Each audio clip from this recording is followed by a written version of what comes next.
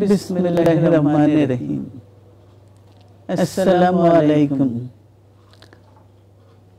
দীর্ঘদিন অসুস্থ থাকার পর আপনাদের সামনে কথা বলতে পারার জন্য আল্লাহর কাছে শুকরিয়া আদায় করছি। আমার কারাবন্দী অবস্থায় আপনারা আমার কারামুক্তি ও রোগ মুক্তির জন্য সংগ্রাম করেছেন, দোয়া করেছেন। সেজন্য আমি আপনাদের সকলকে ধন্যবাদ জানাচ্ছি। দীর্ঘ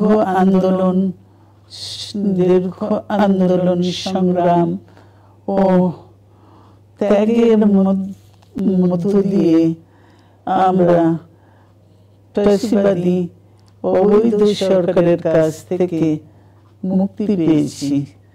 আমি আন্তরিক ধন্যবাদ জানাতে চাই আমাদের বীর সন্তানদের, যারা মরণপণ সংগ্রাম করে এই অসম্ভবকে সম্ভব করেছে।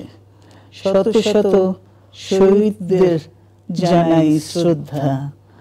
এই বিজয় আমাদের নতুন সম্ভাবনা নিয়ে এসেছে।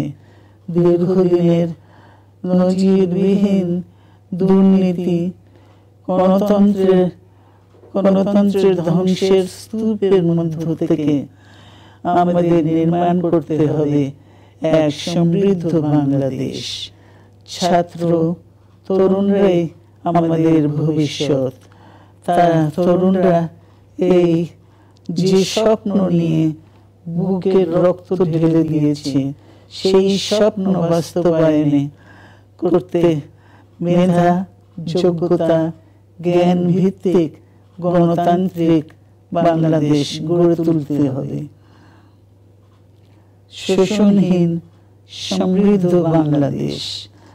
সকল ধর্মের গোত্রের অধিকার নিশ্চিত করতে হবে। শান্তি, প্রগতি আর সাম্যের ভিত্তিতে আধুনিক বাংলাদেশ নির্মাণে আসুন আমরা তরুণদের হাত শক্তিশালী করি।